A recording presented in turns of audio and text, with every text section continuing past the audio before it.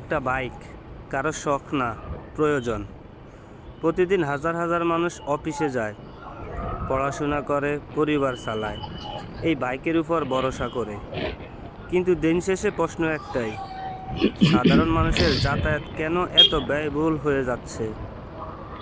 একটা বাইক কিনতে গেলেই রেজিস্ট্রেশন, ট্যাক্স, কাগজপত্র সব মিলিয়ে খরচ এমন জায়গায় পৌঁছায় যেখানে মধ্যবিত্ত মানুষ হিমশিম খায়। আমরা বিলাসিতা চাই না, আমরা শুধু চাই সাধারণ মানুষের নাগালের মধ্যে যাতায়াত ব্যবস্থা থাকুক।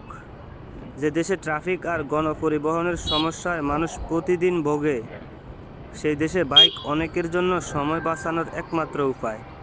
তাহলে প্রশ্ন হলো, কেন এই প্রয়োজনীয় জিনিসটার উপর এত চাপ?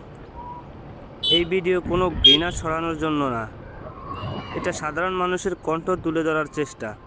আমরা চাই যেন বাইকের উপর কর ও অতিরিক্ত খরচ পূর্ণ বিবেচনা করা হয়, যেন সিদ্ধান্ত নেওয়ার আগে সাধারণ মানুষের বাস্তবতা দেখা হয়।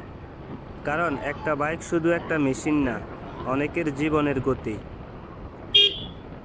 আপনিও যদি মনে করেন বিষয়টা ভাবার সময় এসেছে, তাহলে আপনার মতামত জানান।